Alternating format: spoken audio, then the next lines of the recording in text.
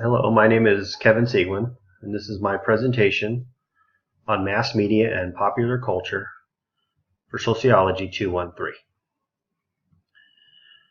The magazine I have chosen is Muscle and Fitness. This is the world's leading magazine for health and fitness, which consistently outsells all other magazines in its field. Throughout this presentation, I will refer to 5 sociological terms, concepts, or theories.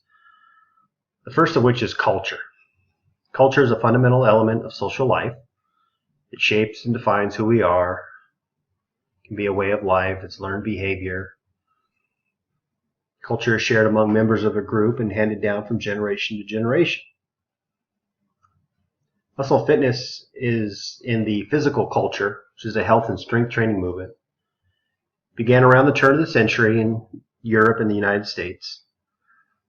It consists of a philosophy or regimen or a lifestyle seeking maximum physical development by way of weight training, diet, aerobic activity, athletic competition, and so on and so forth.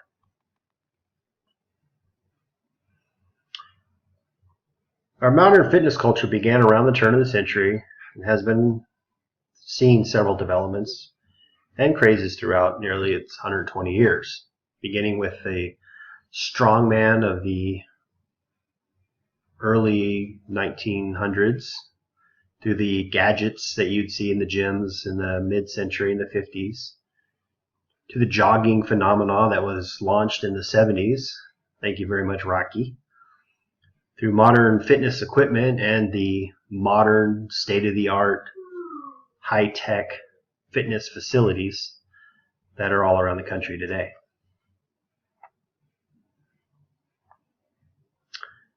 Early fitness was considered or seen as more cult-like, as people who perform feats of strength were often known as freaks. You'd see them in the circus. Here's a picture of a guy getting shot in the chest with a cannon, just showing how strong he was. But the majority of people at this time frame were not really interested in fitness. It was definitely something off the beaten path and not considered normal. In about the 1930s, the Nazi Party rose to power in Germany, and among their ideologies was that of developing the perfect race. How they did this was they targeted the youth of the country and brought about a nationalized physical fitness program aimed at developing basically superhumans. Following the war, World War II, Communist Soviet Union continued the ideals that were developed by Nazi Germany and promoted physical fitness and sports as a way to produce healthy workers for their cause, along with fit soldiers who were ready to defend the motherland. Which leads into the second sociological term or theory, which is ethnocentrism. It's a principle of using one's own culture as a means or standard by which to evaluate another group or individual, leading to the view that cultures other than one's own are abnormal or inferior. These ideals were perpetuated by Nazi Germany and the Soviet Union as their ideals and their methods for developing their physical fitness program to develop their people as far superior than the rest of the world is an example of ethnocentrism. Prior to World War II, the U.S. and Great Britain held a more relaxed view on national physical fitness, did not place a great deal of emphasis on the movement. What did bring the United States into the physical fitness aspect of people started with World War II, when we entered the war after the Pearl Harbor bombing. Most of the men drafted for military service were not fit for combat. And as the war ended, mostly a majority of the draftees were discharged from the military because they just weren't fit or given non-combat positions. Really made the country focus on what was important and how the ideals of physical fitness were important to develop people into strong minds and bodies. There's also a time when physical fitness was started to become taught in schools, standardized testing. Around 1960, President Kennedy developed the President's Council for Physical Fitness, which set standards which is even adhered to today in elementary schools and junior highs. A lot of credit for the United States delve into the fitness craze comes from the Hollywood movies of the 50s and the early 60s. Movies like Hercules with Steve Reeves and all the Gidget movies of the showing scantily clad beachgoers started to enamor people into what the ideal body type was.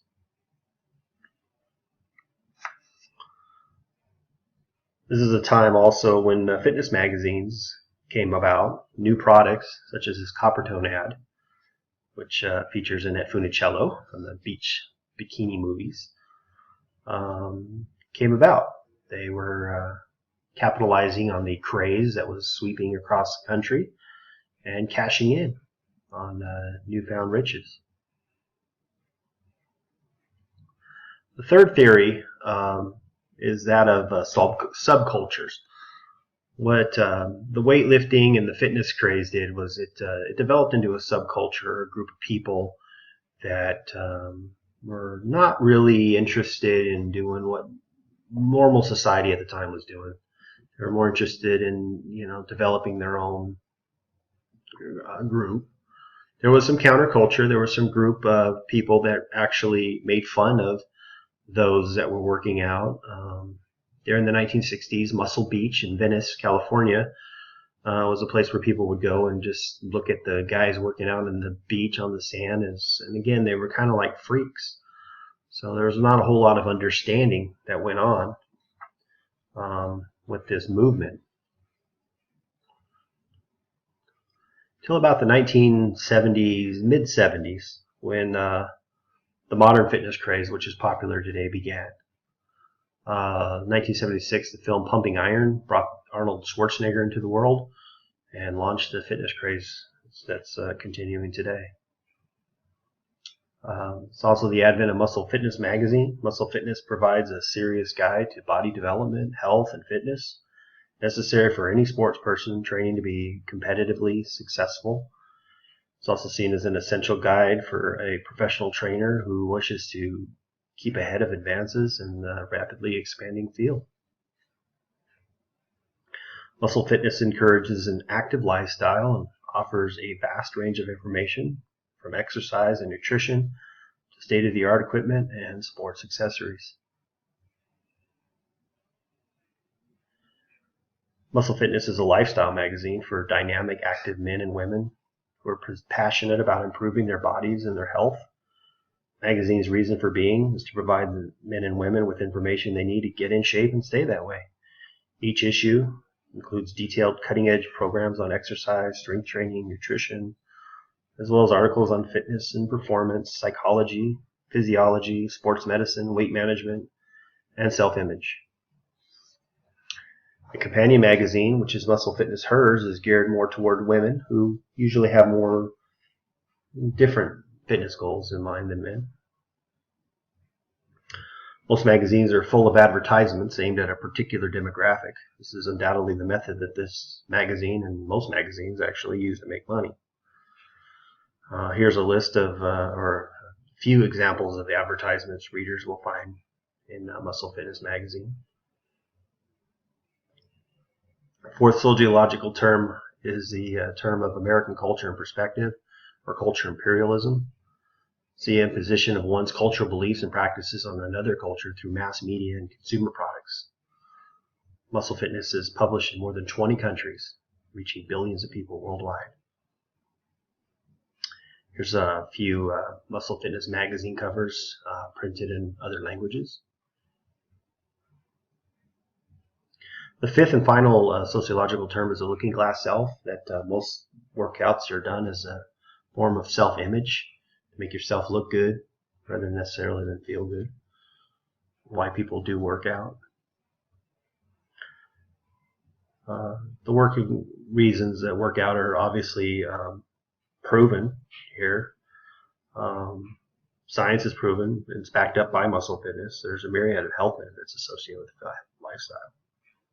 But like I said earlier, people will usually work out because they just want to look good. In closing, Muscle Fitness has been a trainer and mentor to generations of dedicated fitness enthusiasts around the world for more than 70 years. The magazine is frequently quoted in the media as the last word on fitness and health-related topics. However, purchasers will be inundated with advertisements for nutritional supplements, which is a billion-dollar industry in and of itself. And here's some references I used, and I'd like to thank you for the time in watching this recording.